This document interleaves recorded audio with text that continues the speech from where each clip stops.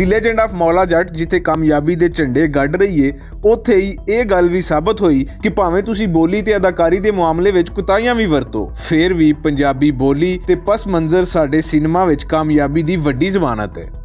सरदार जट दा इंसाफ कमरे चों बाहर आ गए ते जाके नूरी नू कैदखाने चों बाहर लिया। वे एक बेले च दो शेर नहीं रह सकते, एक जागीर च दो बब्बर शेर नहीं रह सकता।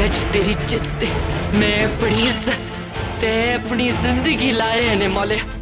ਅੱਜ ਦਾ ਸਿਨੇਮਾ ਤੇ ਫਿਲਮੀ ਸਨਅਤ ਇੱਕ ਵਾਰੀ ਫੇਰ ਆਪਣੇ ਪੈਰਾਂ ਉੱਤੇ ਖਲੋ ਰਹੀ ਹੈ ਤੇ ਲੋਕ ਇਸ ਗੱਲ ਨੂੰ ਮੰਨੀ ਖਲੋਤੇ ਨੇ ਕਿ ਜੇਕਰ ਫਿਲਮ ਦਾ ਰਿਵਾਈਵਲ ਹੋ ਸਕਦਾ ਹੈ ਤੇ ਉਹ ਪੰਜਾਬੀ ਰਹਿਤਲ ਤੇ ਫਿਲਮਾਂ ਰਾਹੀਂ ਮੁਮਕਿਨ ਹੈ। ਦੀ ਲੈਜੈਂਡ ਆਫ ਮੌਲਾ ਜੱਟ ਦੀ ਕਾਮਯਾਬੀ ਤੋਂ ਬਾਅਦ ਇਸ ਫਿਲਮ ਨੂੰ ਪਿਛਲੀ ਮੌਲਾ ਜੱਟ ਦੇ ਸਾਹਮਣੇ ਰੱਖੀਏ ਤੇ ਇਹ ਗੱਲ ਨਿੱਤਰ ਕੇ ਸਾਹਮਣੇ ਆ ਜਾਂਦੀ ਹੈ ਕਿ ਭਾਵੇਂ ਬਿਲਾਲ ਲਾਸ਼ਾਰੀ ਦੀ ਹਦਾਇਤਕਾਰੀ, ਸਿਨੇਮੈਟੋਗ੍ਰਾਫੀ, ਇਫੈਕਟਸ ਤੇ ਐਡੀਟਿੰਗ ਬਹੁਤ ਅੱਗੇ ਹੈ, ਉੱਥੇ ਹੀ ਇਹ ਗੱਲ ਵੀ ਮੰਨਣੀ ਪਵੇਗੀ ਕਿ ਨਵੀਂ ਫਿਲਮ ਦਾ ਕੋਈ ਵੀ ਕਿਰਦਾਰ ਪੁਰਾਣੀ ਮੌਲਾ ਜੱਟ ਦੇ ਫਨਕਾਰਾਂ ਜਿਹੀ ਅਦਾਕਾਰੀ ਨਹੀਂ ਕਰ ਸਕਿਆ।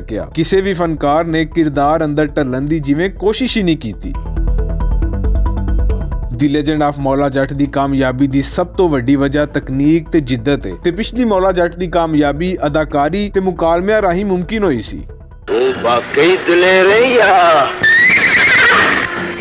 ਮੌਤ ਸਿਰ ਤੇ ਵੇਖ ਕੇ ਪਾਗਲ ਹੋ ਗਿਆ ਹੈ ਮੋਰਿਆ। ਜ਼ਿੰਦਗੀ ਰਹੀ ਤੇ ਫੇਰ ਮਿਲਾਂਗੇ, ਫੇਰ ਮਿਲੇ ਤੇ ਨਸਣ ਦਾ ਬਾਨਾ ਸੋਚ ਕੇ ਆਈ। ਅੱਜ ਮੈਂ ਤੈਨੂੰ ਸਿਰਫ ਫੈਸਲੇ ਛੱਡ ਦਿੱਤਾ ਕਿ ਮੈਨੂੰ ਵੀ ਜ਼ਰੂਰੀ ਕੰਮ ਹੈ। ਇਨ੍ਹਾਂ ਸਭੇ ਗੱਲਾਂ ਤੋਂ ਹਟ ਕੇ ਵੇਖੀਏ ਤੇ ਇਹ ਗੱਲ ਜ਼ਰੂਰ ਮੰਨਣੀ ਪਵੇਗੀ ਕਿ ਦੀ ਲੈਜੈਂਡ ਆਫ ਮੌਲਾ ਜੱਟ ਨੇ ਇੱਕ ਵਾਰੀ ਤੇ ਪਾਕਿਸਤਾਨੀ ਫਿਲਮ ਇੰਡਸਟਰੀ ਨੂੰ ਆਪਣੇ ਪੈਰਾਂ ਉੱਤੇ ਖਿਲਾਰ ਦਿੱਤਾ ਹੈ। ਹੁਣ ਇਹ ਦੂਜੇ ਫਿਲਮ ਸਾਜ਼ਾਂ ਉੱਤੇ ਹੈ ਕਿ ਉਹ ਇਸ ਕਾਮਯਾਬੀ ਦੇ ਸਫ਼ਰ ਨੂੰ ਕਿਵੇਂ ਅੱਗੇ ਵਧਾਉਂਦੇ ਨੇ।